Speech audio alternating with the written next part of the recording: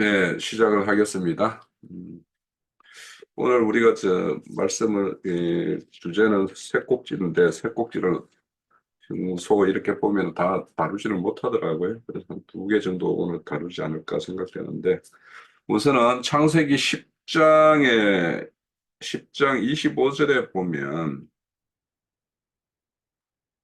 에벨은 두 아들을 낳고 하나의 이름은 벨렉이라 하였으니 그때의 세상이 나뉘었으며 벨렉의 아우의 이름은 욕단이며 이렇게 이제 벨렉과 욕단의 두 아들로 인해서 이제 이 세상이 이렇게 나뉘었다라고 말씀을 하세요.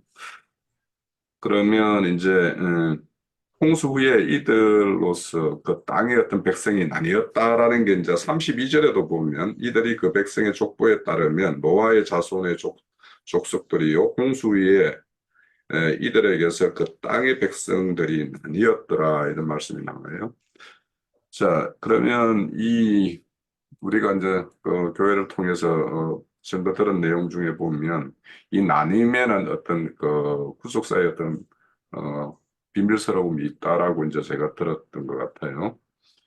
그러면 이런 나눔에 하나님의 어떤 의도와 목적이 있을 거예요. 그러면 그런 것들에 대해서 한번 세상이 나뉘었다라는 의미와 이렇게 나누게 해서 하나님께서 운영하시는 이 목적이 있을 거예요. 그런 거에 대해서 한번 나눠보기를 원합니다. 자, 시작을 합니다.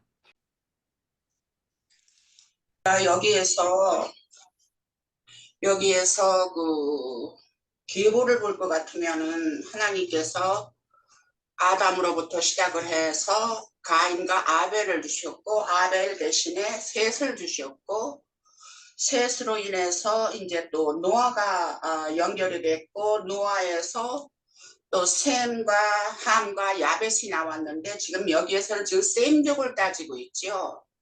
그래서 이제 셈이 아르박삭을 낳고 아르박삭이 셀라를 낳고 셀라가 에벨을 낳죠. 그래서 여기에서 말씀해 보면은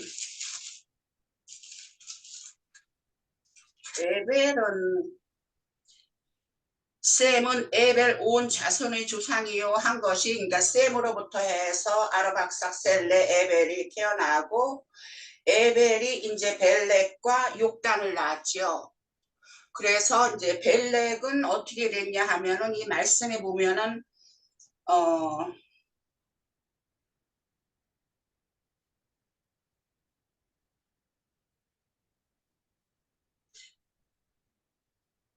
말씀에서 보면은 벨렉은 아브라함의 조상이 되고 욕단은 아까 박 형제님이 이야기를 했듯이 그 동쪽으로 그 도시가 스발로 가는 그 동쪽에서 거주를 했다. 그렇게 길이 동쪽 산이었더라. 그렇게 말씀이 되어 있잖아요. 그래서 벨렉은 아브라함의 조상이 되고 욕단은 말하자면 밭의 역할을 하는 그 나홀 성을 비롯을 해서 그 사라하고 그 후예들이 거주하는 그 저기로 나뉘는 결과가 되었잖아요. 그래서 결국은 이것은 하나님께서 같은 셈족 안에서도 시와 밭을 구분하셨다. 그래서 시는 아브라함을 얘기를 하나 할 것 같으면은 사라는 그러니까 사레였죠. 사레는 밭을 의미하는 그러한 족속으로서 벨렉과 요단이 각각 시와 밭을 이렇게 따로 하나님께서 같은 셈족 안에서 그것을 구분을 하는 그러한 일을 하신 것이 아닌가. 그래서 여기에서 말하는 것은 세상이 나뉘었다 하는 것이 하나님의 심중 안에 하나님께서 계보를 이으실 하나님의 뜻을 담당을 할 그 셈족 안에서 벨렉과 욕단으로 나누고 그것은 결국은 시와 밭으로 나누는 그러한 것으로 해서 세상이 나뉘었다 그렇게 표현을 하지 않았나 그렇게 이해를 했습니다. 네, 여기까지입니다. 우선 이 나눔에 있어서는 이제 땅이 나뉘었다라고 하면 이게는 이제 어떤 세계가 나님을 이제 상징하는 것이고, 세계의 나님은 그들의 어떤 말과 이제 문화, 그들하고 이제 살아가는 방식, 살아가는 어떤 목적 이런 거에 이제 차이가 생기게 되는데, 이 나님에 있어서 이제 하나님의 목적에 부합하는 나님이 있는가 하면 인위적으로 인간들의 어떤 이해에서 이제 이렇게 나님이 있을 것 같아요. 그리고 이제 이렇게 나뉜다라는 것은 하나님의 어떤 구속사를 보면 항상 흩으시고 모으시고 이런 것들을 반복을 해요. 그래서 그런 것들을 통해서 하나님의 어떤 뜻에 부합하는 족속과 그렇지 못한 족속들을 이렇게 나뉘는 어떤 그런 것들도 있고, 또 스가랴서 14장 4절에 보면 하나님이 이제 심판주로 오실 때에 그 땅이 동서로 갈라져 가지고 남북으로 이렇게 나뉘었다 이런 말씀도 나와요. 이처럼 이제 나뉜다라는 것은 어떤 세계가 이렇게 나뉘는 것을 이제 상징하는데, 근데 여기에서 나눔이라는 것은 좀 다른 목적이 있는 것 같아요. 우선은 겉으로 드러나는 표면적으로 하나님이 이렇게 잡고 일하시는 표면적으로 드러나는 이스라엘의 12지파를 이렇게 생산하는 어떤 그 계보가 있고, 그 이면에 하나님께서 이제 비밀스럽게 일하는 어떤 그런 계보가 있는데, 여기에서 보면 이제 벨렉에 의해서 이어지는 것이 이스라엘의 어떤 민족이에요. 그러니까 표면적으로 하나님은 이스라엘 민족을 이렇게 잡고 이제 일을 하시는데, 이 욕당 같은 경우에는 비밀스럽게 이방인들 중에 믿음의 세계를 이렇게 꾸려나가시는 하나님이, 그래서 하나님이 이 구속사를 두 방면의 어떤 축으로 해서 하나님의 어떤 구속사를 이루어 가시는 것이 아닌가 이런 생각을 저는 합니다. 우선 벨렉은 이제 동편으로 가다가 이제 바벨에서 이제 그 어떤 바벨탑을 쌓다가 이제 하나님에 의해서 흩음을 당하고, 그 흩음 가운데 이제 아브라함의 어떤 그런 선택된 그 아브라함의 후손들을 이렇게 낳는 어떤 그런 것이 이제 이스라엘 민족으로 이렇게 나타나고, 욕단은 그 동북부 지역으로 이제 서발이라는 게 이제 시베리아 지역이죠. 그래서 그쪽으로 이제 이동한, 그래서 극동 지역의 어떤 민족들을 이렇게 구성을 하는데, 이제 우리의 어떤 그 흐름은 어떤 욕단의 어떤 그 계보에 따른 그런 어떤 민족을 이루는 쪽으로 이제 저는 그렇게 이해를 하고 있어요. 그래서 이제 욕단에 의해서 시베리아, 동아시아, 극동아시아 이쪽의 어떤 민족을 이루고, 이들이 이제 나중에 복음을 듣고 이방인들 중에 하나님에 속한 어떤 한 민족을 이루는 것으로 이렇게 이제 이해를 되는데, 대표적으로 이제 욕단의 어떤 계보에 나오는 것들이 이제 후손들이 욥 시대에 그 보면은 동방의 학자들, 그 욥의 친구들이 있죠. 그 친구들이 이제 다 욕단의 어떤 계보고, 또 예수님이 이제 태어나실 때 그 예수님의 어떤 태어나심을 이렇게 기념하기 위해서 찾아온 동방 박사들이 이 욕단의 어떤 계보에 의해서 이렇게 에, 그들의 어떤 후손에 이어서 이제 이렇게 하나님을 경배하는 그런 비밀스러운 어떤 자들이다. 저는 그렇게 이제 이해를 가지고 있고요. 그래서 이제 왜 하나님께서는 이렇게 온 세상 모든 어떤 민족들에게 하나님의 어떤 구속사를 펼쳐가는데, 표면적으로 드러난 어떤 그런 어떤 흐름을 하나 가지고 있고 비밀스럽게 이렇게 가는 어떤 그런 계보가 있다라는 것을 이제 그래서 두 축을 통해서 하나님의 온 세상의 어떤 복음의 어떤 소식을 듣고 다 하나님께로 나아오게 하는, 그래서 두 축으로 이렇게 하나님의 어떤 구속사를 운행을 하신다. 저는 이제 이렇게 이해를 하고 있고, 이렇게 땅을 나누고 세상이 나뉘었다라고 하는 것은 결국에는 하나님의 어떤 구속사를 펼쳐가는 어떤 하나님의 어떤 지혜와 어떤 총명으로 이런 어떤 두 세계를 이렇게 이용해서 하나님이 일을 하신다. 저는 그렇게 이제 이해를 가지고 있습니다. 그래서 저는 이 부분에 대해서는 저도 이런 기회에 장로 형제님을 통해서 좀 더 구체적으로 좀 들을 기회가 됐으면 하는 그런 바람도 있고 해서 이 주제를 이렇게 선택을 했었던 겁니다. 여기 내가 좀 기록한 게 있는데 그 벨렉에 대해서 그 벨렉이 태어날 쯤에 세상과 여러 종족이 따라 대륙으로 흩어지기 때문에 이름이 붙여진 것이다. 그런 저기인데 욕단은 기록이 잘 안 돼 있고 뭐 형제님 말씀이 이게 옳은 것 같은데 그 벨렉이라는 것은 예수님의 족보에 들어갔더라고요. 누가복음에 보면 이게 마태복음은 이제 왕권을 말하는 것이고 누가복음은 제사장권을 말씀하시는 거잖아요. 근데 그 예수님의 족보에 벨렉이 들어가 갖고 욕단을 찾아봤더니 욕단은 어디에 들어간 데가 없더라고요. 그래서 앞에서 형제님이 말씀하신 거 나도 그 생각을 좀 했는데 정확히는 모르겠네요. 예, 나영재님의 말씀을 들어봐야 될 것 같은데. 네,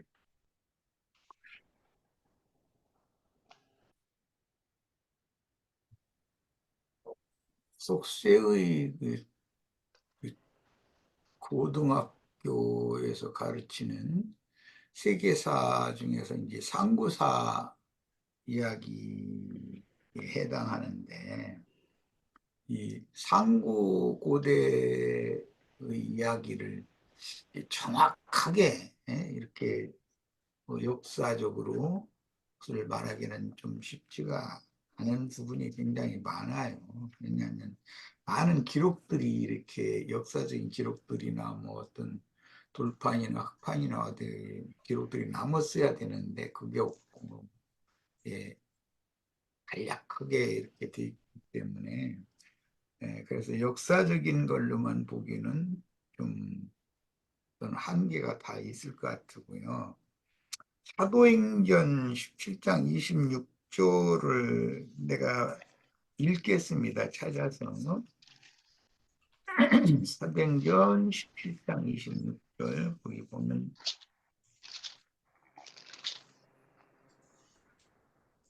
바울사도가 복음을 전하면서 하는 말씀인데 인류의 모든 족속을 한 혈통으로 만드사 온 땅에 거하게 하시고 저의 연대를 정하시며 거주의 경계를 제한하셨다 이렇게 표현이 되어 있어요. 그러니까 온 땅의 모든 민족들이 이렇게 흩어져 살게 하신 것이 하나님이 하신 일이다 이 말이죠. 이 말은 결국은. 그런데 이제 두 사람 이제 셈 디에보가 나눠지는 갈라지는 두 형제인데 에벨이라는 셈의 후손이 벨렉과 욕단을 낳았는데 벨렉이라는 이름이 그 난하주에 보면 나눔이라고 돼 있잖아요. 벨렉이라는 그 이름 자체가 나눔이라는 거예요. 그때 세상이 나눠진다 이랬는데 에레츠라는 것은 이제 땅, 지구 그런 개념이기 때문에 온 땅에 이 셈의 후예 족속들이 이렇게 흩어졌다 이제 그런 뜻이죠.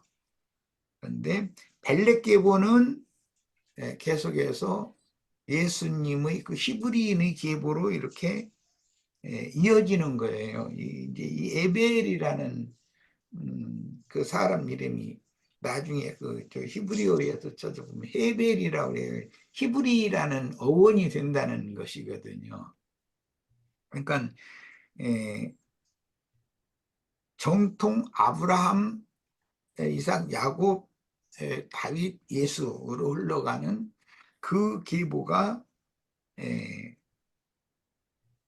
에벨, 셈족 계보 중에서 에벨 자손 중에서 벨렉 계보로 이렇게 이제 이어진다는 것을 알 수가 있고, 욕단이라는 말은 그 사전에 찾아보면 왜소한 체부를 가진 자라는 용어라는 거예요.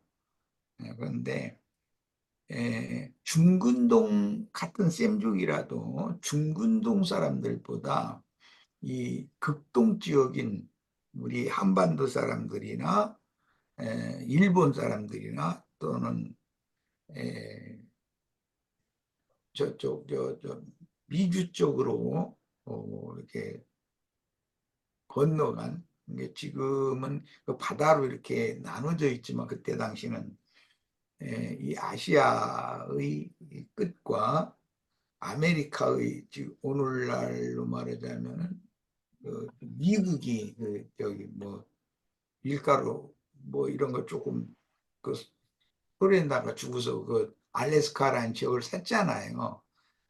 그 베링 해가 지금은 이렇게 바다가 있지만 그때 당시에는 연결이 돼 있었다라는 이제 그런 학설들이 많이 있는데 거기를 통해서 건너간 인디안족, 멕시칸, 그다음에 저 남미 사람들, 페루나 뭐 이제 이쪽 지역 사람들이 다 왜소한 체구들을 갖고 있지 않아요.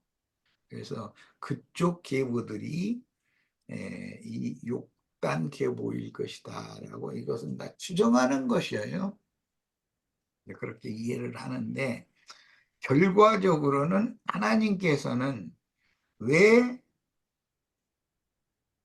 한 혈통에서 나게 하신 즉 아담의 혈통에서부터 시작된 이제 이 인류를 이렇게 필요에 따라서 흩으셨는가? 이것은 하나님이 경영, 우주 경영과 관계에 있어서 아까 황영재가 이제 그런 뜻에서 얘기를 했었는데 언제는 흩을 때가 있고 언제 모을 때가 있는 게 이게 하나님이 정하신 대로 되는 것이거든요. 사도행전 아까 내가 그 찾아 읽었던 17장 26절에 보면 하나님께서 온 땅에 많은 민족들을 거주의 경계를 하나님이 정하셨다는 거예요. 그런 문제 때문에 예수님이 성령께서 사도들을 파송하실 때 모든 민족에게 나가서 전도해라 그랬고 땅 끝까지 이르러 제자들을 삼아서 이 복음을 전해라 이렇게도 말씀하셨어요. 이게 추수 때가 된다는 것은 하늘 이 끝에서 땅 저 끝까지 추수를 한다 이렇게도 또 이제 표현이 됐고 그런 걸 보면 하나님께서는 5대양 6대주로 지각 변동을 일으켜서 한 덩어리 땅을 이렇게 갈라놓고 나서도 거기에서도 어떤 어마어마한 그 기후 변화라든지 여러 가지 환경 변화가 있었지만 살아남은 족속들을 보존하시고 오늘날 주님의 성령께서 제자들을 땅끝까지 모든 민족에게 파송해서 전도를 하게 해서 결국은 세상 나라를 흩어진 모든 하나님의 자녀들을 불러 모아서 세상 나라를 주와 그 그리스도의 나라가 되게 하시려는 원대한 뜻을 이렇게 인류 역사상에서도 실현하고 있다. 그렇게 보는 것이 나의 견해입니다. 이 정도 합니다. 그리고 성경은 인류사나 역사 이야기에 뭐 맞춰져 있는 것은 사실 아니고 어떻게 모든 민족의 많은 열국을 흩어져 있는 모든 민족의 땅끝까지 증인들을 보내서 나팔을 불게 하시고 그 나팔 소리에 따라서 천국 봉사를 하시고 거두어서 세상 나라를 주와 그 그리스도의 나라로 세우고자 하시는가 그것이 성경의 핵심이니까 거기에 맞춰서 이렇게 이해하면 될 것 같습니다. 예. 네. 자, 첫 번째 주제는 요 정도로 하고요. 그럼 이제 두 번째 주제인 신할 땅에 바벨탑을 쌓는 내용에 대해서 우리가 살펴봅니다. 자, 11장을 열게 되면 바로 이제 그 바벨탑 사건이 일어나는데요. 자, 11장 1절에 보면 온 땅의 언어가 하나요 말도 하나였더라. 이에 그들이 동방으로 옮겨 가다가 신할 평지에 만나 거기에 거류하며 서로 말하되 자 벽돌을 만들고 견고히 굽자 하고 이에 벽돌로 돌을 대신하여 역청으로 진흙을 대신하고 또 말하되 자 성읍과 탑을 건설하여 그 탑이 꼭대기를 하늘에 닿게 하여 우리 이름을 내고 온 지면에 흩어짐을 면하자 하였더니 이런 저 말씀이 나와요. 이 내용에 대해서는 우리가 이제 전체적인 내용은 아는데 자, 이 신할 땅에 흩어짐을 막기 위해서 이제 그들이 음, 탑을 쌓고 이렇게 했는데 오히려 이걸로 인해서 이제 하나님에 의해서 헛텀을 당하는 어떤 이런 일이 있어요. 그러니까 인간이 한다라는 일이 오히려 자기의 의도대로 되는 것이 아니라 오히려 하나님에 의해서 그것이 분쇄되는 어떤 그런 장면을 보게 되는데 자 여기 보면 한 족속과 한 언어로 인하여 바벨탑을 쌓는 일이 이제 행해졌기 때문에 그것은 이제 이렇게 흩으시는 어떤 말씀이 나와요. 자 그런 어떤 그 한 족속과 한 언어이기 때문에 탑을 쌓는 것이 가능했다라는 그 의미하고 흩어짐을 당하면서 언어가 나뉘어 혼잡하게 되었다라는 의미 그리고 하나님은 언어의 혼잡에 대해서 이후의 언어에 대해서 하나님이 어떻게 하고 계시는가 새롭게 그 언어를 이렇게 혼잡한 상태로 이렇게 두시는가 아니면 다시 새롭게 해서 하나로 이렇게 통합을 하시는가 이런 내용에 대해서도 한번 살펴보기로 원하고요. 그리고 바벨탑이 상징되는 어떤 오늘날에는 이런 바벨탑이 또 어떤 형태로 이렇게 나타나는가 이런 것들에 대해서 우리가 한번 살펴보면 이 시대가 그 어떤 하나님으로부터 거품을 당하는 어떤 그 시대와 어떤 면에서 이제 또 유사하고 다른가 이런 것들도 이제 우리가 한번 살펴볼 수 있을 것 같아요. 자, 요 내용에 대해서 한번 나눠봅니다. 자, 시작을 할게요. 그 신할평지라고 지금 얘기를 하고 있는데 여기에서 보면은 느므롯이라는 사람이 그 창세기 10장 10절에 보면 그의 나라는 신할 땅의 바벨과 에렉과 아깝과 길르에서 시작되었으며 그가 그 땅에서 아수르로 나아가 니누에와 르호보딜 갈라 및 니누에와 갈라 사이에 레센을 건설하였으니 이는 큰 성읍이라라고 되어져 있습니다. 그래서 실제로 이 신할 땅이 지금의 그 이란, 이라크 쪽 그 지역을 갖다 얘기를 하고 있는데, 어, 바벨이 세워진 게 신할 평지에 세워졌다라고 지금 기록하고 있습니다. 자, 그리고 이제 3절에 보면 서로 말하되 자, 벽돌을 만들어 견고히 굽자 하고 이에 벽돌로 돌을 대신하였다. 라고 얘기하니까 이때서부터 사람이 벽돌을 구울 수 있는 그러니까 벽돌 만드는 기술이 발전됐다라는 걸 우리가 알 수가 있습니다. 그리고 이제 진흙 대신에 역청을 사용했다라고 했으니까 그때 당시에 나무가 흔했다라는 것도 알 수가 있습니다.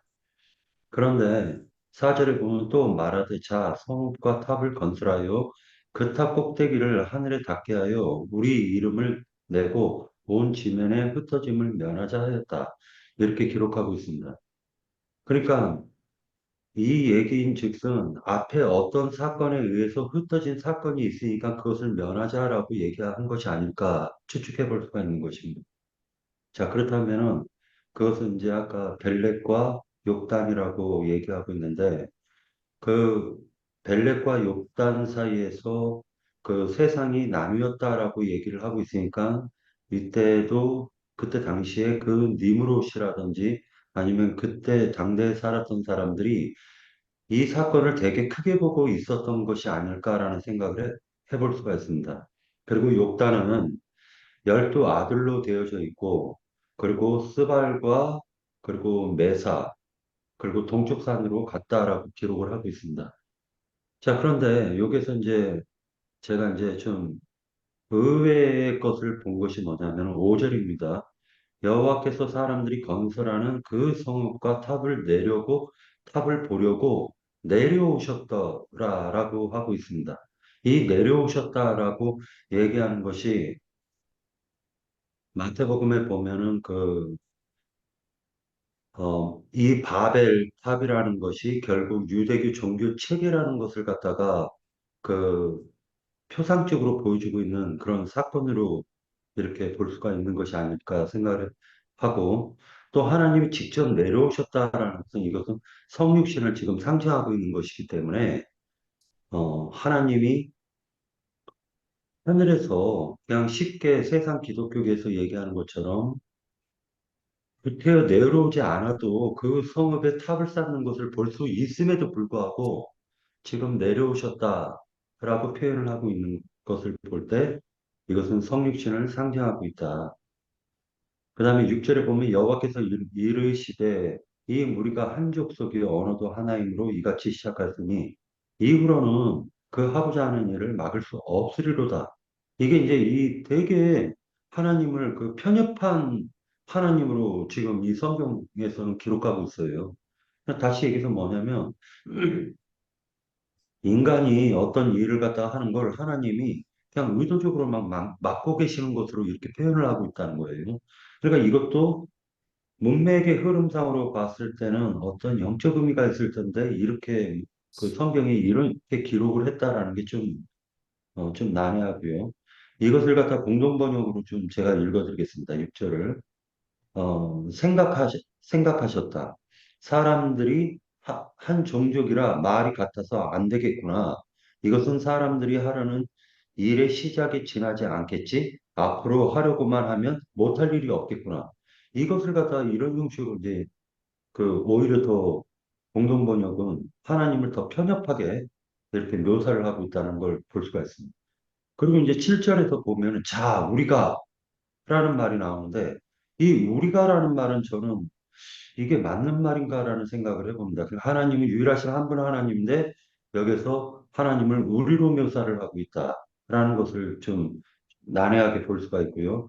우리가 내려가서 라고 되어져 있습니다. 아까도 내려간다, 내려오셨더라 라고 얘기하고 계시는데 우리가 내려가서 거기서 그들의 언어를 혼잡하게 하여 그들이 서로 알아듣지 못하게 하자 하시고 여호와께서 거기서 그들을 온 지면에 흩으셨으므로 그들이 그 도시를 건설하기를 그쳤더라. 이렇게 얘기해가지고 이 사건을 갖다가 제가 이제 그 신앙을 갖기 전에 지금 이 창세기 11장 이 앞구절을 보고 굉장히 저는 하나님을 오해했었어요. 믿기 전에, 믿기 전에, 어, 이것은 뭔가 그 신이 인간이 하는 일을 꼭 막으려고 하는 것 같다라는 생각이 들었었던 그런 그 내용으로도 이렇게 문자대로는 그렇게 보여지고 있다라는 것입니다. 그래서 요것이 그 세상 그 하나님 믿지 않는 사람들도 창세기 11장 바벨탑 사건 같은 경우는 어 이것을 갖다가 그때 이제 어 이거는 좀 그 얘기하기가 좀 그런데 저희 형이랑 저랑 이제 중학교 3학년 때 프랑스에 있는 기자의 책을 갖다 우연치 않게 보았는데, 하나님은 우주인이었다. 이런 내용의 책이었었습니다.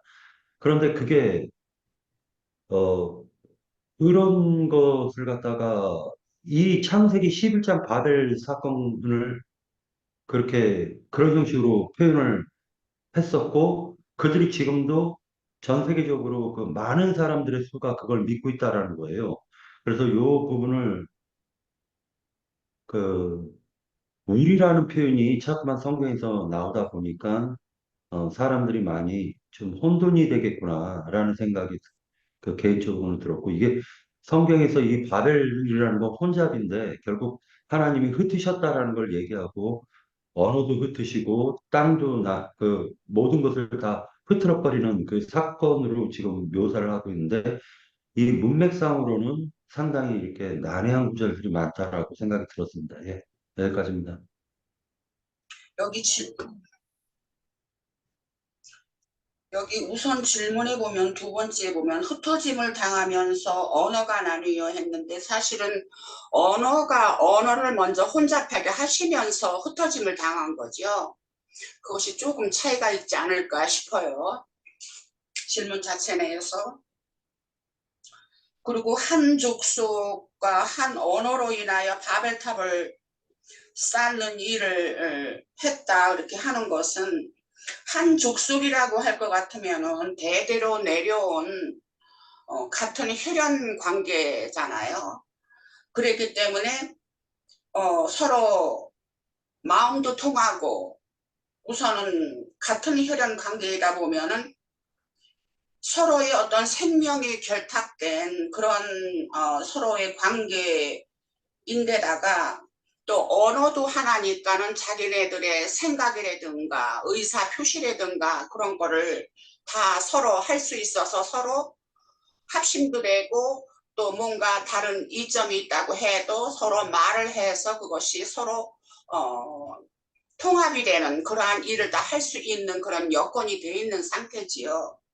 그랬기 때문에 서로 혈연 관계도 그렇거니와 의사 표시도 서로 부족함이 없이 소통을 할 수 있고 하다 보니까 서로 뜻이 맞고 뜻을 맞춰서 성읍이나 탑을 건설할 수 있는 것이 아닌가. 그 사람 나름대로의 주관하는 그들의 생각과 그들의 마음이 허락하는 그러한 것을 지을 수 있는 것이 아닐까 한 것이 그것이 바벨탑이잖아요. 그리고 이제 두 번째 조금 전에 제가 그래서 결국은 서로 상통할 수 있는 충분한 조건이 되어 있는 상태이다 보고 서로 혈연 관계이다 보니까 뜻을 같이 모아서 생각을 같이 하고 그쪽으로 나아갈 수 있는 그런 행위가 있을 수 있는 것이 아닐까. 그래서 그것이 결국은 탑을 쌓는 일로 표현이 된 것이 아닐까. 그렇게 이제 생각이 되어지고요. 그리고 흩어짐을 당하면서 하는 것은 언어가 혼잡해지면서 이제 흩어짐을 당한 것이기 때문에 언어가 혼잡하고 서로 상통을 할 수가 없으면 서로 알아듣지도 못하고 서로 생각도 각각 다를 것이고 또 표현도 서로 안 될 것이고 그렇게 하다 보니까 자연히 흩어질 수밖에 없는 것이 아닌가. 제각금의 길로 가는 것이 아닌가 하는 것으로 그렇게 생각을 해봤어요. 그래서 결국은 언어의 혼잡에 대해서 하나님의 조치는 결국은 그들을 온 지면으로 각각 흩어지게 하신 것이지요. 그리고 바벨탑이 상징하는 의미와 오늘날에는 어떤 모습의 바벨탑을 볼 수 있는가 하는 것이 우리는 지금까지 우리가 말씀을 배우고 듣고 하면서 알다시피 바벨이라는 것은 혼잡한 것이고 오늘날에는 기독교를 상징하는 것이다. 또 뭐 우리 성경 말씀에서는 그래서 큰 성 바벨론이라고도 그렇게 표현을 하는 것이 있는 것이고 또 그것은 결국은 혼잡한 것인데 오늘날 기독교가 많은 그 종교파로 나뉜 거 종교파로 나누면서 각각 자기네들이 주장하는 의견도 또 조금씩 다르지요. 그래서 그런 것이 다 결국은 하나님의 진정한 하나님을 나타내는 어떠한 것이 아닌 것이고 제 가끔대로 이용하고 주장하는 자기의 생각들이 들어간 그러한 교리들이다 하는 것으로 우리가 볼 수가 있고 그것이 결국은 바벨탑을 싼 그 상징적인 그 바벨탑이라는 것이 있어 오늘날의 그 결과가 온 것이다 하는 것으로 이렇게 생각이 되어집니다. 네, 여기까지 하겠습니다. 되겠습니다. 그 합이라고 그러는 것은 이제 다 대비해놨다고 저는 이렇게 보입니다. 탑이라고 그러는 건 성전과 대비된다고 보입니다. 그래서 그리고 탑이라고 그러는 것을 이제 히브리어로 찾아보면 이게 이제 강대상이라고 그러는 게 눈에 딱 들어와요. 근데 여기에는 그 4절에서 보면 탑 꼭대기를 하늘에 닿게 하여 우리 이름을 내고 온 지면에 흩어짐을 면하자 했을 때 딱 생각나는 게 이사야 14장인가요? 내가 지극히 이 높은 구름 위에 나의 이름을 두고 나의 보좌를 두고 지극히 높은 이와 내 이름을 비기리라 하는 그것이 이제 이렇게 딱 생각이 나요. 근데 이게 그러면 도대체 이름을 비기려고 하면 어떻게 해야 되는가?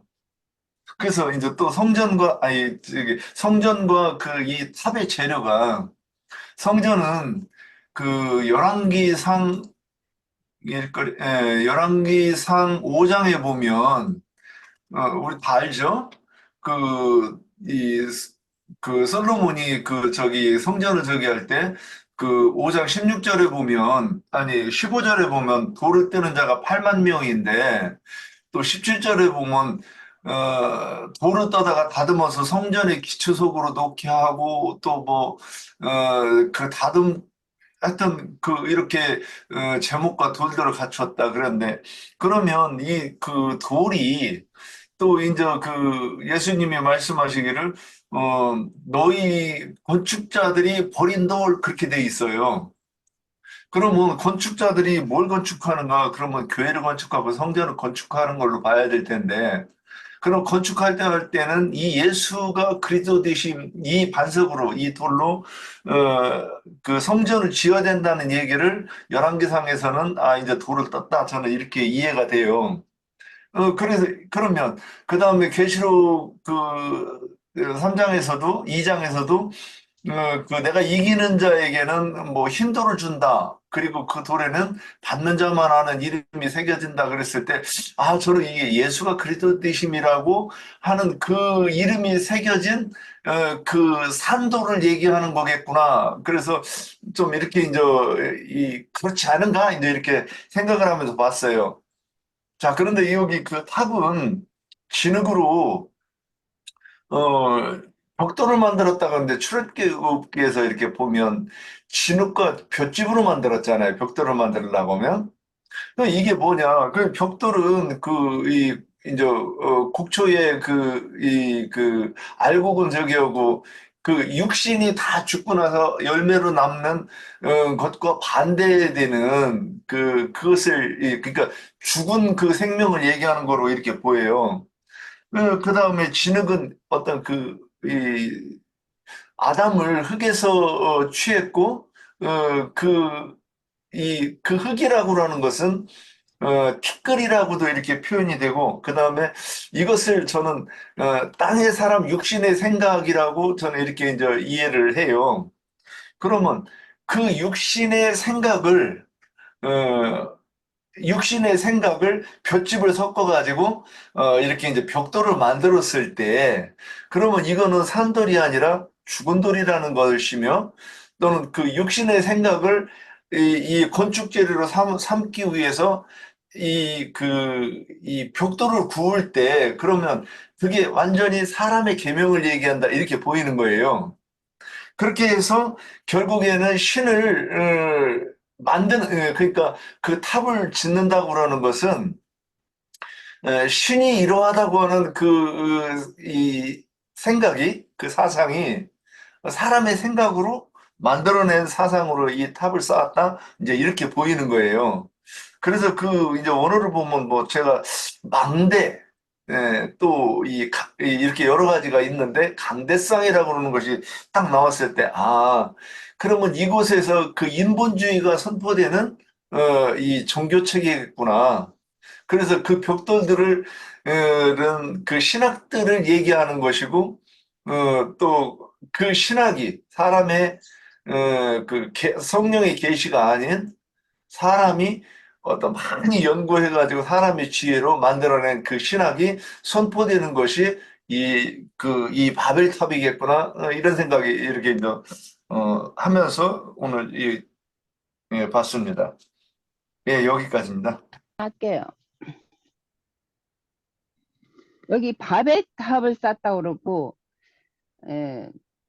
저기 또 말하자 성읍이 탑을 건설하여 그 탑 꼭대기까지 하늘을 닿게 하여 우리 이름을 내고 우리 지면의 흩어짐을 면하자 했고, 이런 모든 족속들이 그 탑을 쌓는 거, 바벨탑을 쌓는 거, 이게 좀 느낌이 와가지고 그런데요. 그 요한복음 2장에 보면 그 저희 13절부터 몇 절 볼게요. 유대인들의 유월절이 가까운지라 예수께서 예루살렘으로 올라가셨더니 성전 안에서 소와 양과 비둘기 파는 자들과 또 돈 바꾸는 사람들이 앉아 있는 것을 보시고 노끈으로 채찍을 만드사 양과 소를 다 성전에서 내어 쫓으시고 돈 바꾸는 사람들이 돈을 쏟으시며 상을 엎으시고 비둘기 파는 사람들에게 이르시되 이것을 여기서 가져가라. 내 아버지의 집으로 장사하는 집을 만들지 말라 하시니 제자들이 성경 말씀에 주의 성전을 사모하는 여심이 나를 삼키리라 한 것을 기억하더라. 이에 유대인들이 대답하여 예수께 말하기를 내가 이런 일을 행하니 무슨 표적을 우리에게 보이겠느냐.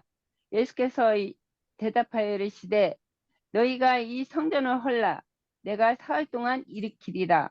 유대인들이 이르되 이 성전은 46년 동안 지었거늘 내가 3일 동안 일으키겠느냐 하더라. 이게 이 성전이라는 것은 지금도 그 바벨탑을 많이 쌓잖아요. 기독교인들이 저기 건물을 말하는 것이 아니라 이 바벨탑은 이 교리를 말하는 것이죠. 유대교 교회, 여기 주님이 오셨을 때는 유대교 교리를 말하는 것이고, 이제 건물을 빗대서 이제 말씀하셨는데, 이제 그들의 교리를 말씀하시는 것 같아요. 혼잡했다고 그랬잖아요, 밑에는. 이제 건물이 혼잡하게 했어요. 그들이 믿는 교리가 이제 혼잡하다는 것이죠. 바벨이라는 것은 혼잡이라는 것이 뜻이잖아요. 그런 것처럼 주님도 이 땅에 오셨을 때 그들은 지금도 기독교인들이 건물을 많이 짓잖아요. 하나님의 성전이라고. 성전은 우리가 성전이지, 교회가 성전이지, 건물, 시멘트로 싼 그 건물이 성전이 아니잖아요. 그런 것처럼 주님은 참 성전을 일으키길 원하는데, 그들은 겉에 건물을 지어서 하나님의 성전이라고 그러잖아요. 그러니까 계시록에도 보면은 바벨론을 이제 하늘 꼭대기까지 싼다고 하는데 자기들 이름을 내기 위해서 그렇게 교리로 바벨탑을 쌓는 것이죠. 교리로. 예, 여기까지 할게요. 예, 제가 조금만 더, 예, 보탤게요. 아까 이 질문을 제가 좀 안 보고, 그래서 그 질문에 맞게 이렇게 이제 이제 아까 이렇게 길게 해놨으니까. 근데 그러니까 이제, 바벨탑을 쌓는다고 하는 것은, 하나님을 대적하는 이 마귀의 나라를 이렇게 세우려고 하는 거라고 볼 수 있지 않나. 그렇고, 흩어짐을 당하면서 언어가 나뉘어서 혼잡하게 되었다. 이 말씀을 이제 딱 이런 생각이 들었어요. 다니엘서에서 보면 다니엘서 2장에 보면 느부갓네살이 꾼 꿈을 이렇게 이제 해석을 하는데, 마지막에 무슨 이야기가 나오느냐면, 언어가 혼잡하게 되었다. 이 말씀을 이렇게 보는데, 이 말씀이 생각이 나요. 그래서 오늘 찾아보니까, 2장 45절 보면, 음, 손대지 아니한 돌이 산에서 나와서 쇠와 놋과 진흙과 은과 금을 부서뜨린 것을 왕께서 보신 것은 크신 하나님의 장래일을 왕께 알게 하신 것이라 이 꿈은 참되고 이 해석은 확실하니다 하는데 그 말씀하고 이렇게 연결을 한번 해보고 싶은 생각이 들더라고요. 그래서 언어를 혼잡하게 했다 그러는 것은 수없이 많은 교단으로 나뉘어지고 새로 우후죽순 같이 생기는 많은 어떤 이 막 바람들 뭐 저기 그 우리 50년대에는 성령 운동한다고 그래가지고 뭐 박태선이 문선명이 같은 사람들이 센세이션을 일으켰고 그 이후에 뭐 이장님이 아니 그 누구죠? 그 다미선교회 그 세웠던 뭐 그게 또 한참 그러더니 요새는 이제 신천지 뭐 이런 것들이 있는데 그 역대 이래로 지금 그 기독교 역사 속에서 계속해서 이런 일이 일어났지 않는가 그랬는데 그런 것들로 이렇게 세상에 혼잡하게 되는 것을 말하는 건 아닌가 하는 이런 생각이 이제 들었고 그래서 오늘날의 그 기독교계가 그 언어가 혼잡하게 된 그 상태가 아닐까 이런 생각이 들었습니다. 아, 이 말이 참. 6장 같이 한번 보자. 이사야서 6장에서 보면은, 예, 8절이요. 이사야서 6장 8절에 보면 내가 또 주의 목소리를 들으니 주께서 이르시되 내가 누구를 보내며 누가 우리를 위하여 밟고 하시니 그때 내가 이르되 내가 여기 있나이다 나를 보내소서 하였더니 여호와께서 이르시되 가서 이 백성에게 이르기를 너희가 듣기는 들어도 깨닫지 못할 것이요 보기는 보아도 알지 못하리라 하여 이 백성의 마음을 둔하게 하며 그들의 귀가 막히고 그들의 눈이 감기게 하라. 염려하건대 그들의 눈으로 보고 귀로 듣고 마음으로 깨닫고 다시 돌아와 고침을 받을까 하노라 하시기로 내가 이르되 주여 어느 때까지니까 하였더니 주께서 대답하시되 성읍들은 황폐하여 주민이 없으며 가옥들에는 사람이 없고 이 토지는 황폐하게 되며 여호와께서 사람들을 멀리 옮기셔서 이 땅 가운데서 황폐한 곳이 많을 때까지니라. 그 중에 10분의 1이 아직 남아있을지라도 이것도 황폐하게 될 것이나 밤나무와 상수리나무가 배임을 당하여도 그 구루터기는 남아있을 것 같이 거룩한 씨가 이 땅의 구루터기니라 하시더라. 요 말씀 그 애자자매님이 말씀하시니까 딱 지금 이 말씀이 떠올라가지고 읽었습니다. 네. 제가 좀 말씀을 드릴게요. 저는 이제 이걸 보면서 하나님의 어떤 말씀의 어떤 진리 지식의 세계와 인간의 어떤 지식이 이루는 어떤 세계, 이것이 이제 좀 대별되는 어떤 그런 것이라고 보여요. 그래서 우리가 위에서 보면 10장 마지막 절에도 보면 하나님의 뜻은 이게 나뉘는 거예요. 이렇게 민족을 다 나뉘는 것이 하나님의 뜻인데 11장에 와서 신할 평지에 모여 있는 이자들은 하나님의 뜻에 반하여서 오히려 이제 흩어짐을 면하자라고 하는 거죠.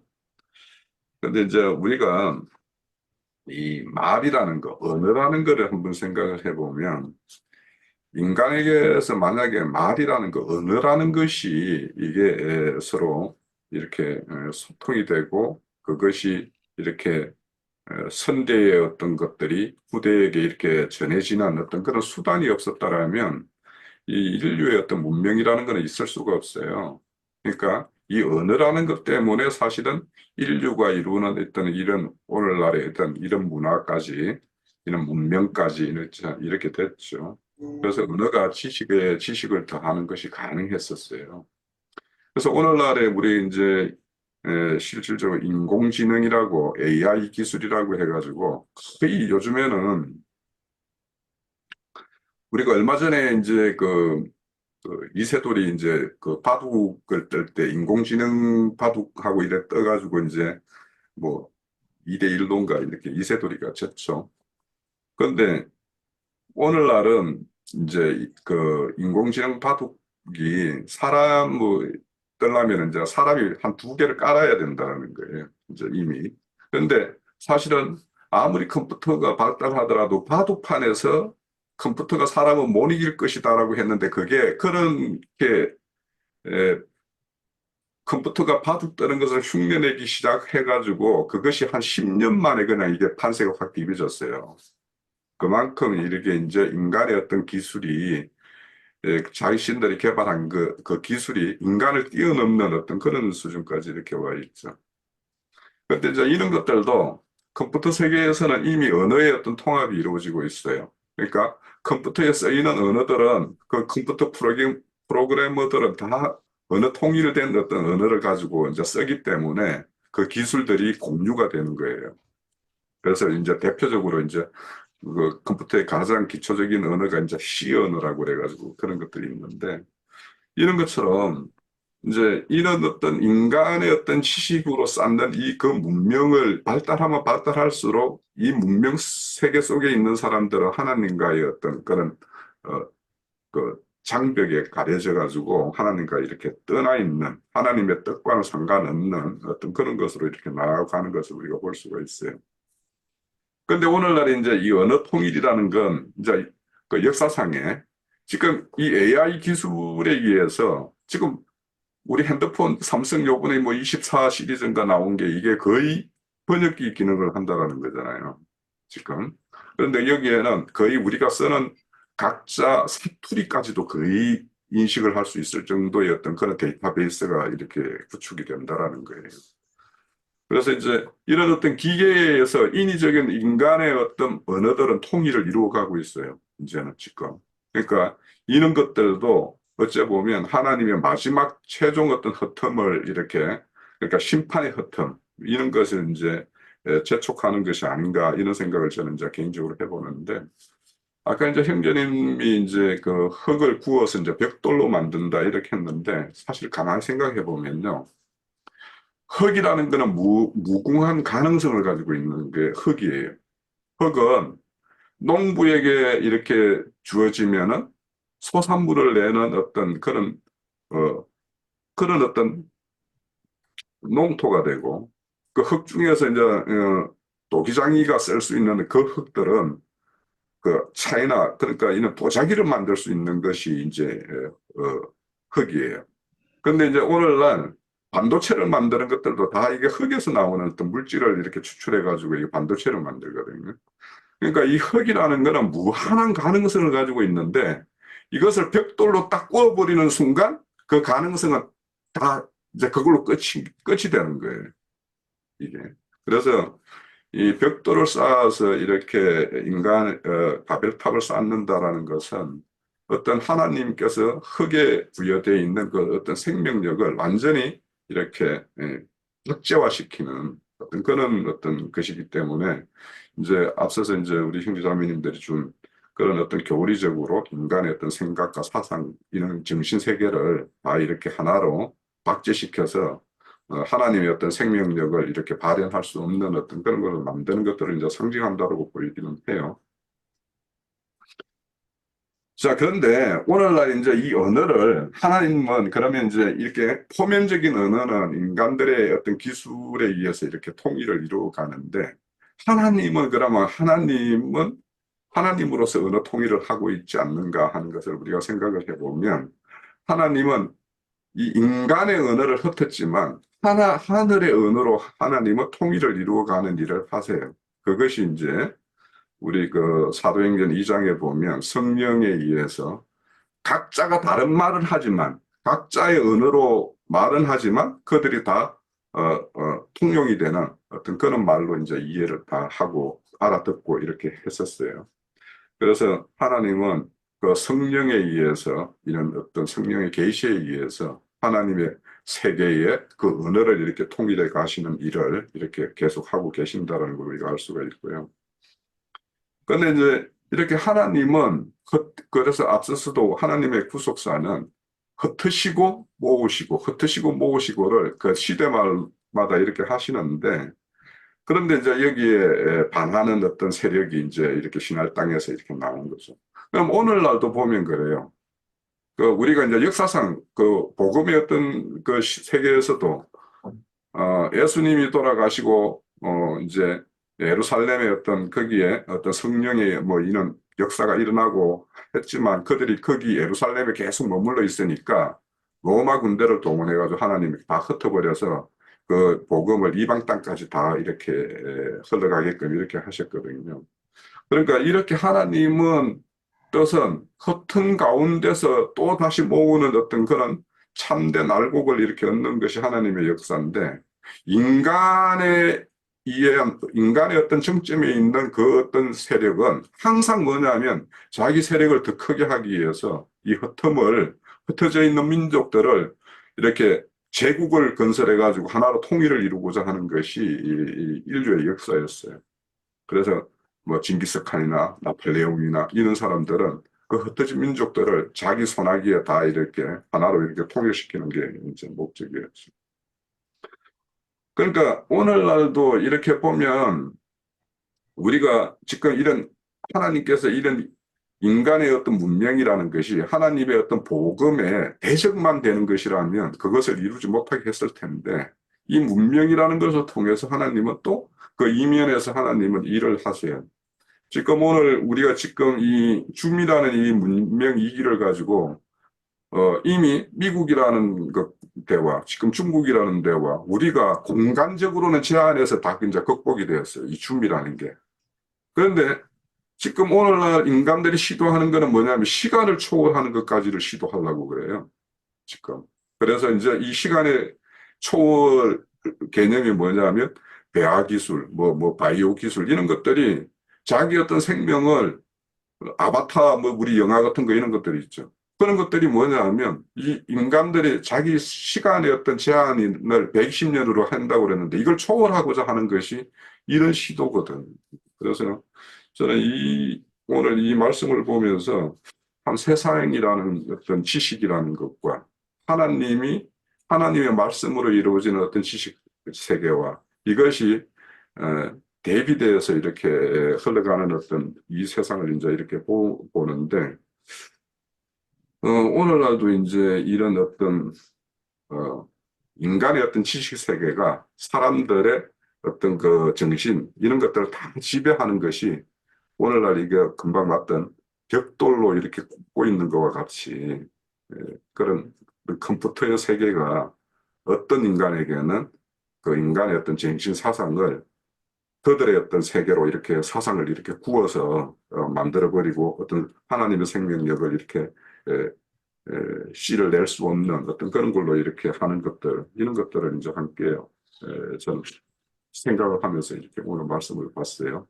그래서 우리가 세상의 언어를 이렇게 통일을 이제 기구로 이제 이런 문명의 이기를 통해서 이제 통일해 간다면 우리는 하나님의 언어, 그 성령의 어떤 계시된 언어 이런 걸로 이제 통일된 어떤 세계, 그 세계를 우리가 이제 바라보면서 사는 그런 세계가 우리에게 이렇게 열려 있다라는 것이 어떤 우리에게 있는 어떤 세계가 어떠한 의미이고 하나님께서 이렇게 흩으시고 다시 모으시는 어떤 가운데 우리가 거기에 어떻게 순응되고 있는가 이런 것들을 생각을 해보면 참 놀랍다 이런 생각을 하면서 오늘 이 말씀을 봤어요.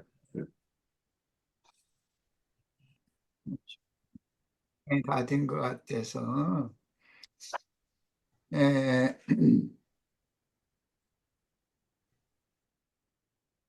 신할당이라고 그랬는데 그게 유브라데강과 티그리스강 그 삼각주 지역을 의미하는 것이고 거기가 세계 4대 문명 최초 문명의 발상지라고 그러죠. 그래서 메소포타미아 문명이라고 그러는데 그 메소포타미아 문명을 히브리인 사회 기보의 이 정신세계 문명으로 이어지는 것이 수메르 문명이라고. 뭐 고등학교 때 아마 세계사 역사에서 다 배웠을 거예요. 메소포타미아 문명 그 중심이 수메르 문명이다. 그런 거 다 배웠을 거예요. 그리고 그 문명이라고 하는 것은 불다스리는 기술과 필수적으로 관계가 있고 언어 소통을 할 수 있는 이 굉장히 중요한 역할을 하는 거죠. 언어 소통을 하려면 구음이 같아야 되고 어떤 언어는 그 지역 사람들이 전체가 공통으로 인식하고 사용할 수가 있어야 되는 것이고 그 언어 소통을 더 원활하게 하고 후대의 문명의 기록으로 남기기 위해서는 글자의 발명이 이제 필요하게 됐었던 것이죠. 예.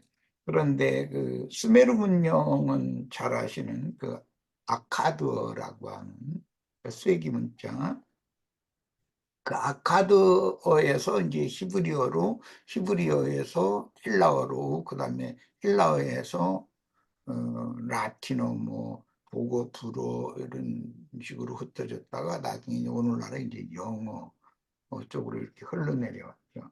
그러니까 사람의 문명이라는 것은 가장 중요한 것은 말입니다.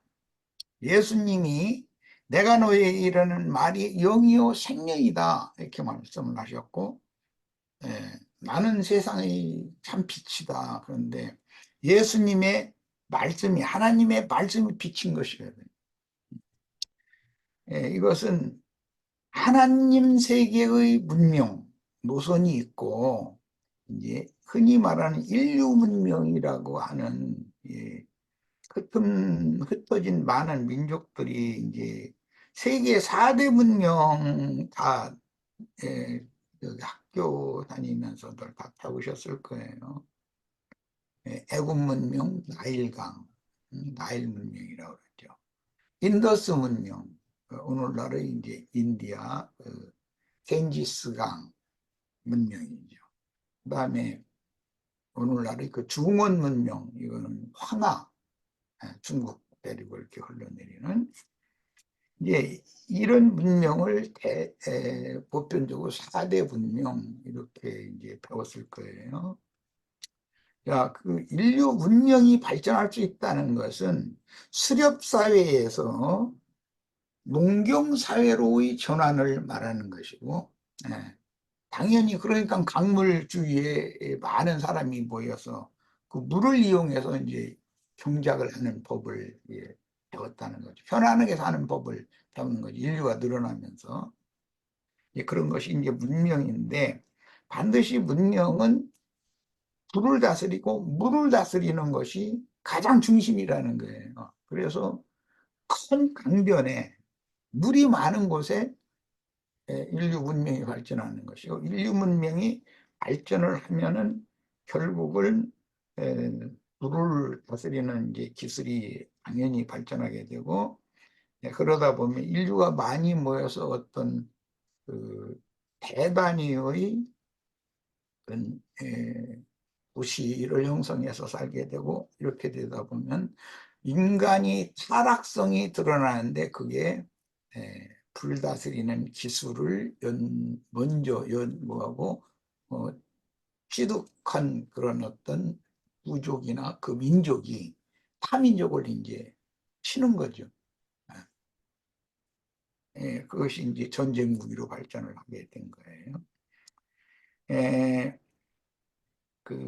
여기에서는 우선은 오늘 말씀에는 그 말을 혼잡하게 하는 것과 관계가 있기 때문에 한 구음이다, 한 구음이어야 한다, 하나님이 뜨셨다라는 것은 예수 그리스도께서 내가 너희에게 이르는 말은 영이요 생명이다. 이것은 순수한 하나님의 영과 하나님의 정신을 인간들에게 전달하는 최고 최상의 언어가 예수님이 말씀하시는 말씀이죠. 그런데 그 많은 사람들이 예를 들어서 유대교 체제라고 하는 어떤 유대교라는 것을 만들기 위해서는 유대교가 많은 언어들을 사용하는 교단 교파들로 나눠져 있단 말이에요. 바리새파, 사두개파, 뭐 헤롯당파, 무슨 엘세네파 등등 이렇게. 그런데 그것을 인위적으로 하나의 종교 체제를 만드는 거예요. 그건 겉으로 볼 때는 하나인 것 같으나 사실은 그 말이 다 서로가 혼잡한 것이죠. 안 통하는 거죠. 예. 그런 일이 오늘날 이제 기독교계가 주님의 교회를 세속화시키고 타락시킬 때 각 교단, 교파로 분열이 돼 있는데 기독교라고 하는 하나로 인위적으로 이걸 조직을 만든 그것이 종교다 이거예요. 사실은 말이 다르다는 건 영이 다르고 정신이 다르다라는 뜻이거든요. 예. 그런데도 인위적으로 하나로 이렇게 통합해서 만들어 놓은 것이 예, 이제 고바벨이라고 이제 흔히들 성경학자들은 창세기 그 11장에 나오는 바벨의 니무롯 왕국이 그 고바벨이다. 그리고 느부갓네살 왕국을 신바벨론이다. 이렇게 표현을 하죠.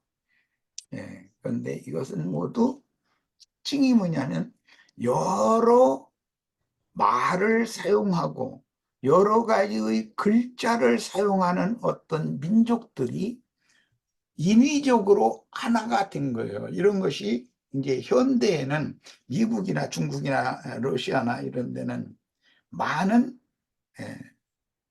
주 정부들이 다 나눠져 있는데 유나이티드 스테이트 이렇게 하나의 합중국이라고 그러죠. 연합된 중국, 미합중국 이렇게 말하죠. 그런 제도를 한다. 이게 소위 민주주의라고 하는 인본주의주의다. 하나님은 그들을 그렇게 여러 언어를 사용하고 여러 그 민족마다 다른 글자를 사용하게 하는 것은 나 이제 가끔 그 얘기하는데 우리 한민족이 사용하는 언어와 한민족이 사용하는 글자 속에는 한민족의 정신이 흐른단 말이에요. 그래서 침략자들은 그 말을 자기 나라의 말로 통일시키려는 노력을 많이 하는 거예요. 일제가 과거에 그런 짓을 했었죠. 몽골이 침략했을 때도 그랬어요. 우리나라 그 고려를 침략을 했을 때도 이와 같이 바벨론이든 페르시아든 헬라든 로마든 그다음에 이제 대영 제국이든 오늘날의 유나이티드 스테이트 미국이든 다 자기네들이 사용하는 언어를 모든 세계 사람들이 공통으로 다 사용해 주기를 강요한다. 오늘날 그래서 그런 걸 이어서 그때 당시의 세계 공용어다 이렇게 표현을 하죠. 오늘날은 영어만 잘하면 어느 나라를 가도 세계 공용어이기 때문에 영어만 잘하면 의사소통을 다 할 수 있잖아요. 그런데 한국말만 해가지고는 의사소통을 못해요. 그런데 지금 아까 우리 홍영님 그 얘기했는데 지금은 컴퓨터 기술이 얼마만큼 발전을 했는지 전 세계의 약 소부족까지 하면은 300몇십 개의 그 부족 언어들이 각 나라의 언어들이 있다는 거예요. 그것을 다 번역을 할 수 있는 거예요. 공용어로 다 통할 수 있도록. 공항에 갈 때 이제는 영어를 못 하시면은 핸드폰만 딱 가지고 가서 나는 한국에서 미국에 무슨 볼 일이 있어서 언제까지 여기 있으려고 왔다 이제 그렇게 내가 영어로 능숙하게 말하지 못해도 한국말로 말하면 거기서 번역을 딱 해주는 거예요. AI가. 이렇게 하는 시대가 왔어요. 자, 이것은 언어가 지금은 하나님의 하나의 한 구음으로 통일된다라는 것을 암시한다는 것이죠. 그와 동시에 인류 문명이 발전하면 불다스리는 기술이 이제 발전을 하게 마련인데, 그 메소포타미아 문명을 대표하는 게 이제 수메르 문명인데, 그들이 서로가 상통할 수 있는 한 언어를 다 하는 족속들이 모여 사는 그 메소포타미아 넓은 지역이 언어가 소통이 됐다는 것이고, 그 언어들을 글자로 표현을 하기 위해서 점토판이라는 말 들어보셨을 거예요. 물을 이렇게 해서 이긴 진흙판 완전히 마르기 전에 거기에다가 그 갈대를 뾰족하게 잘라가지고 펜처럼 사용해서 그들의 쐐기 문자, 아카드어라고 하는 그것을 그림 문자죠. 그러니까 상형 문자. 그것을 기록을 해가지고 햇볕에 일단 습기를 말리고 그 다음에 불에 굽는 거예요. 그러면은 진흙에다가 새겨는 그 점토판 쐐기 문자는 우선 철판에다 새겨놓은 것은 삭아서 없어져도 불에다 새겨놓은 것은 없어져도 진흙판에다 새겨놓은 건 보존이 된다는 것이거든요. 그 오늘날까지도 그 아카드로 되어 있는 스메르 문명의 그뭐 함무라비 법전이라든지 뭐 이런 것들이 점토판이 지금까지 다 보존되고 있잖아요. 그러니까 아까 홍영재 얘기한 것처럼 이 흙이라는 것은 여러 가지의 상황에 따라서 이용만 잘하면 어마어마한 그런 인류의 그 행복에 역할을 할 수가 있는 것이죠. 그런데 오늘 말씀에 의하면 그 진흙을 이어가지고 벽돌로 구워가지고 그걸 쌓아 올려서 탑을 쌓아 올렸다 이제 이렇게 했어요. 그러니까 이것이 뭐냐?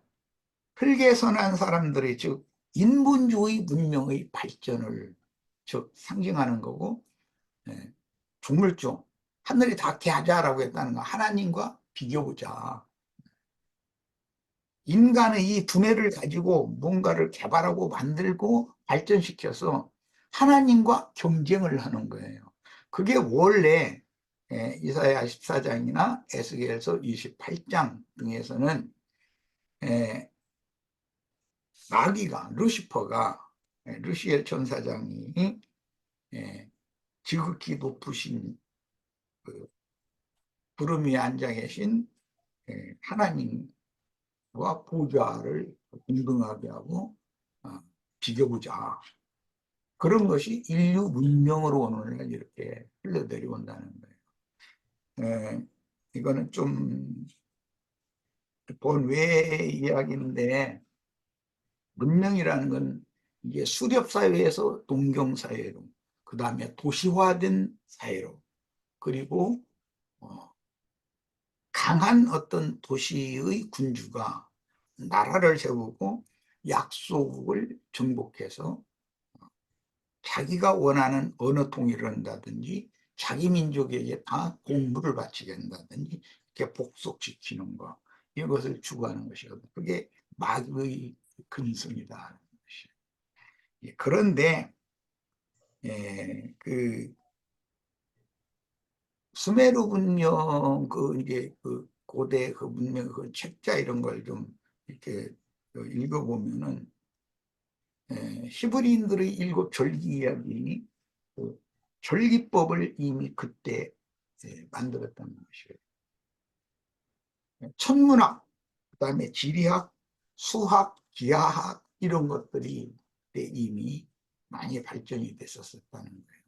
뭐 아마 들어보셨을 거예요. 지브라트라고 그래가지고 공중정원 그 스메르 왕이 사랑하는 그 아내가 먼 어떤 부족에게서 이제 시집을 왔는데 그 아내가 살던 고향과 비슷하게 이렇게 공중에다가 그런 걸 다 만들어 가지고 아내가 침울해하지 않도록 그렇게 해주는 그런 게 어마어마한 권력을 그때 당시 가졌었다는 걸 알 수가 있는 거죠. 그런 이야기도 전해지고 있고 이미 그때 당시 그 수메르 문명 그때 당시 셈법 덧셈 뺄셈은 뭐 고다치고 곱셈 나눗셈 그 다음에 지구는 둥글다라고 하는 것을 해서 방위 360도의 방위도 그만큼 천문학도 발전했다는 거예요.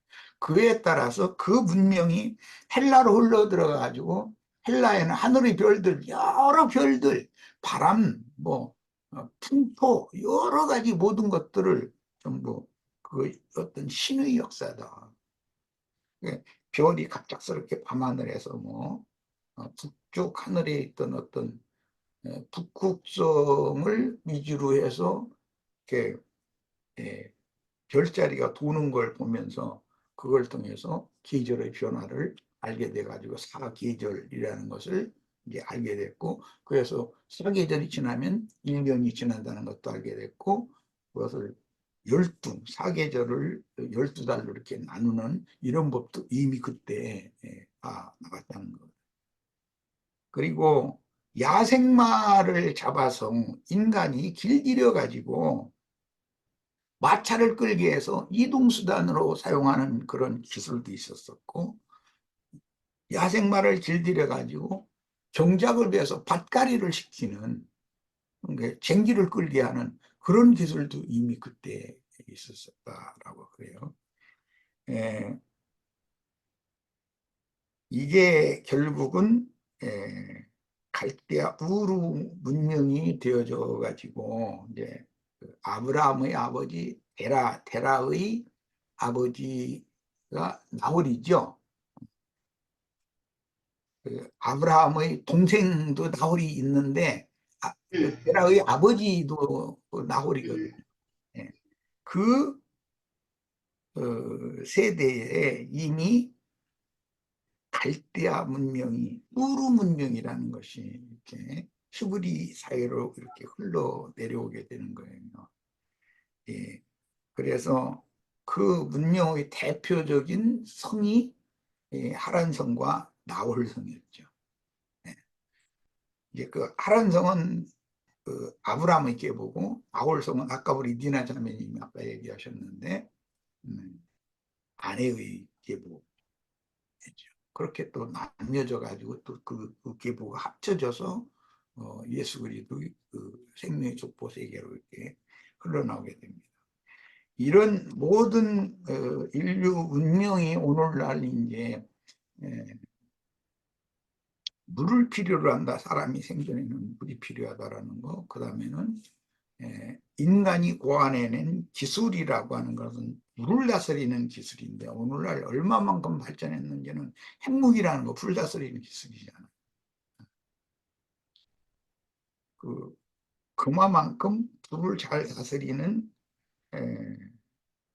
어떤 기술을 가진 회사가 어느 나라에서 대성공을 하는 거예요. 우리나라 같은 게 한국 화약, 화약 회사 하던 내가 지금 발전해가지고 한화가 됐잖아요. 한화는 지금 국가의 기본 산업이라고 할 수 있는 군사 무기를 만드는데, 불을 잘 다스려야 불순물을 완전히 제거하고 강철로 만들어가지고 대포도 만들고 탱크도 만들고 비행기도 만들고 이렇게 군사무기를 만드는 것이죠. 그리고 그 대포가 있으면 포탄을 만들어서 쏴야 되잖아요.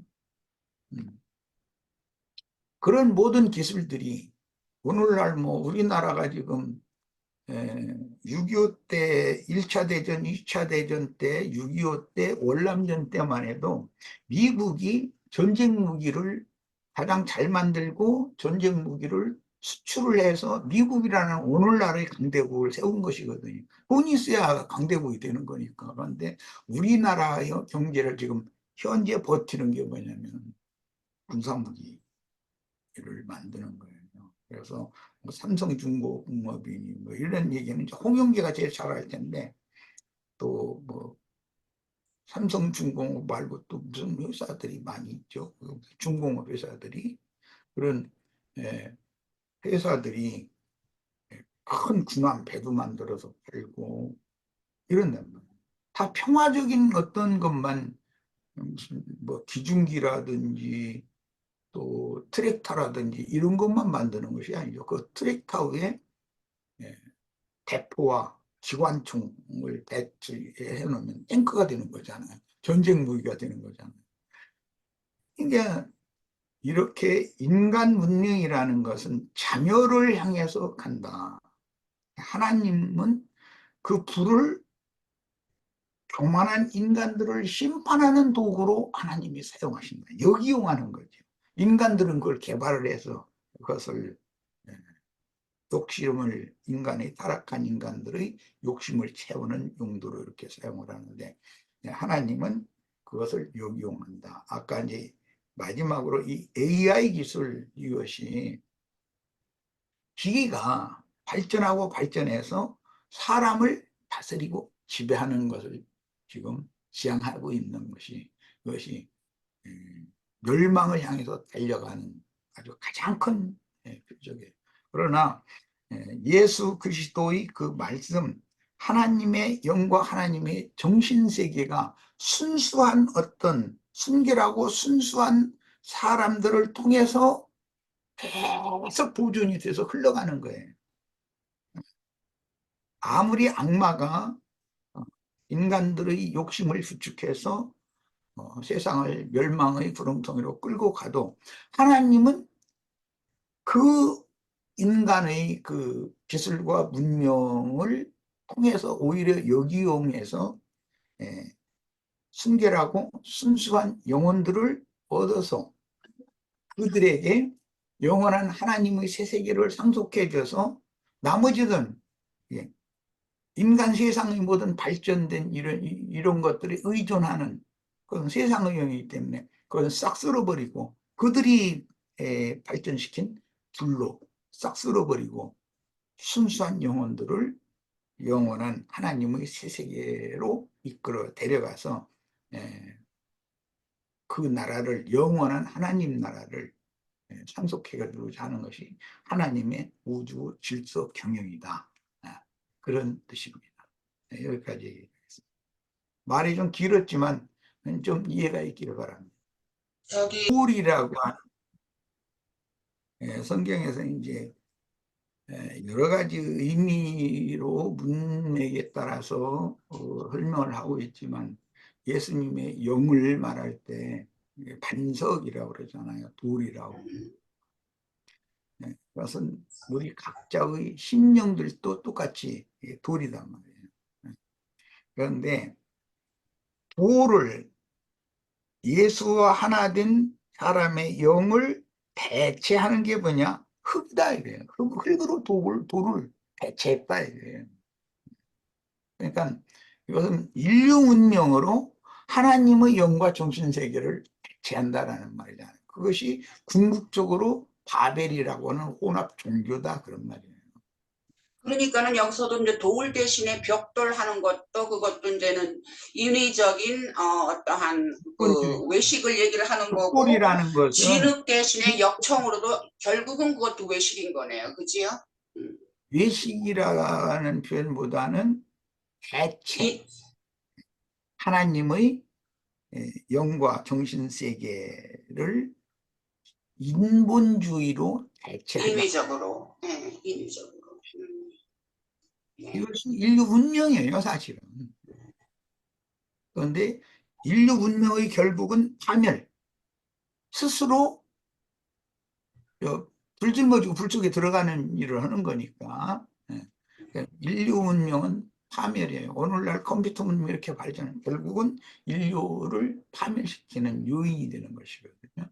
그런데 하나님은 그분 자신을 예수님의 순수하고 순결한 영과 정신을 전도를 통해서 사람들에게 넣어서 그 받아들인 사람들을 세상에서 불러내고 빼내시고 결국은 데려가신다고 되어 있잖아요. 누구는 데려간다 이렇게 할 때 데려가셔서 하나님의 순수하고 순결한 영원한 영생의 세계를 상속해 주려는 것이 하나님의 뜻이다.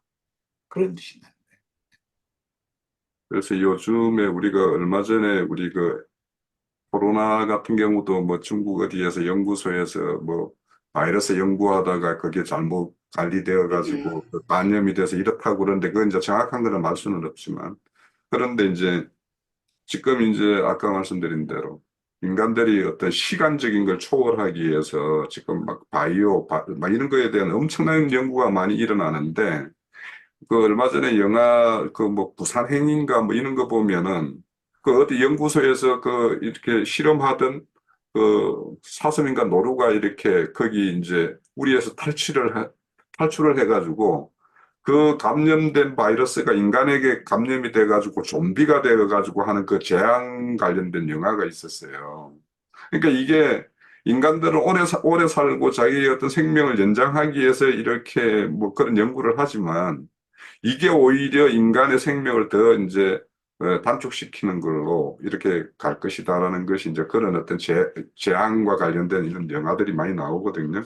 근데 이제 사실 이제 인간들의 어떤 상상 속에 있는 것들을 이렇게 끄집어내서 어떤 그 극화하는 거 이런 것들이 우리 만화에 어떤 이루어지는 세계가 다 지금 현실로 이루어지거든요. 그게 시간이 지나면.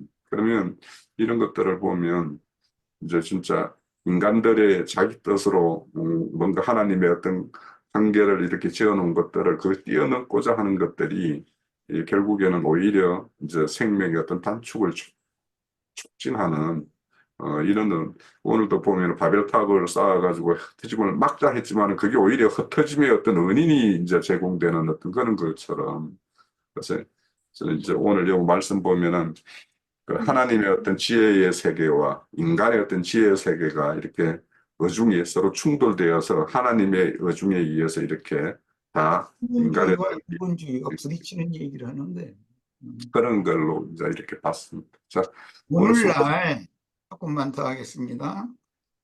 어디까지 지금 사람들이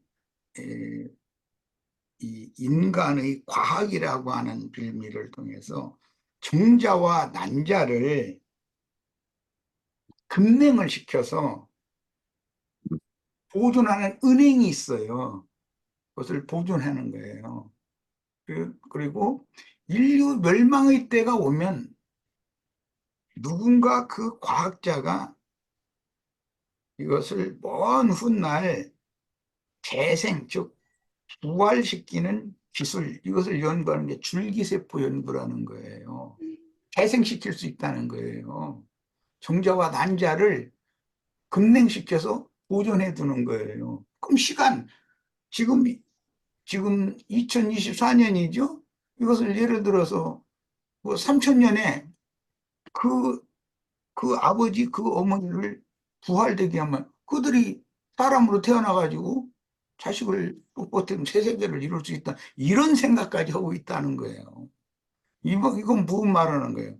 하나님의 생명을 사람이 얼마든지 생명의 주인이신 하나님의 그 창조 그 질서를 사람이 얼마든지 좌지우지할 수 있다는 생각을 하고 있다는 거예요.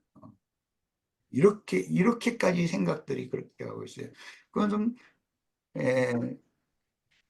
세상 사람들이 볼 때는 그 과학기술이 어마어마한 발전이다 이렇게 보지만 하나님이 보실 때는 그것이 멸망의 원인인 것이고 인류 멸망의 원인이 되는 거죠. 참 무서운 얘기예요, 다 들어보면. 예. 네.